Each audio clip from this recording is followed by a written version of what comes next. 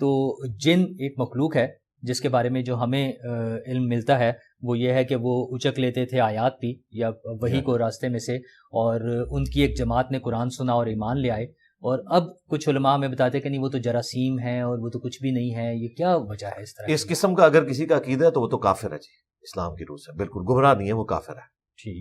بالکل. جن ایک پیرلل میں مخلوق ہے.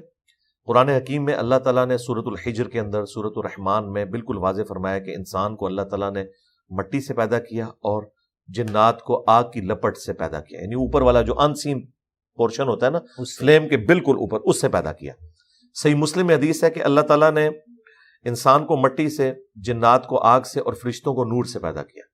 فرشتوں کا ذکر حدیث میں ہے کہ وہ نور سے پیدا ہوئے، لیکن جنات اور انسانوں کا ذکر کئی ایک مقامات پہ آیا ہے کہ یہ دو پیرلل میں مخلوقات ہیں، دونوں اکاؤنٹیبل ہیں، انہیں اللہ تعالیٰ نے عقل دی ہے اور حق اور باطل میں یہ تمیز کر سکتے ہیں.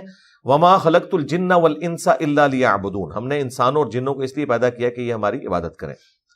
اب رہا اس قسم کی تباہ آزمائی کرنا اس طرح کے عقائد اور نظریات کے ساتھ، کل کو کوئی فرشتوں کے بارے میں بھی کہنا شروع کر دے گا کہ یہ وائرسز ہیں، تو ایسا نظر نہیں آ رہے جن، تو اس وجہ سے وہ کرنے. دیکھیں سائنس فزیکل نالج کے ساتھ ڈیل کرتی ہے، سائنس کا کوئی قصور نہیں کہ اگر وہ فرشتوں کا انکار کریں. ہم انہیں سمجھتے ہیں کہ انہوں نے اپنی عاجزی مان لی ہے کہ ہم the knowledge obtained through observations and experiments is known as science. جب تک اسے ویریفائی نہیں کرتے وہ مانتے نہیں. جنات کی آبزرویشن انہوں نے کر لی ہے، ہانٹنگ پروگرام ڈسکوری چینل پہ لگتا تھا، میں بڑے شوق سے دیکھتا تھا.